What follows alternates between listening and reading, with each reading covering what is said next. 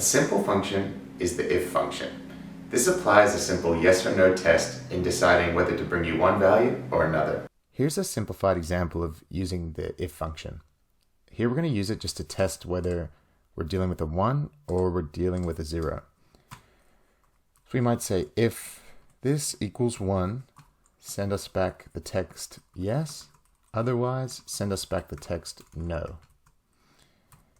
And we're basically just giving it two options and saying use that first test condition. So it's given us a yes here, and if we copy that same formula, it's giving us a no here. And so that's how you can use an if function. Here's how you can combine multiple if functions into the same formula. Here we want to check if both a1 and b1 are 1. If either one of them is a 0, we want to be given a no.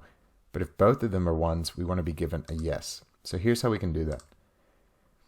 We can nest an if function here within another if function.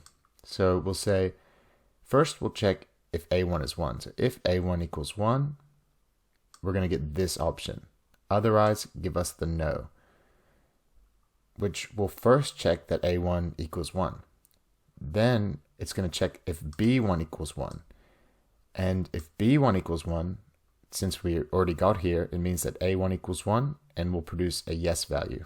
So the word that is in D1. However, if b1 does not equal 1, we're going to get e1, the value if false. So we'll get a no. So if either one of these is a 0, we should see a no. But as long as both of them are 1s, we should see a yes. But if that first one goes to a 0, it will become a no. And that's how you can use multiple if functions in the same formula.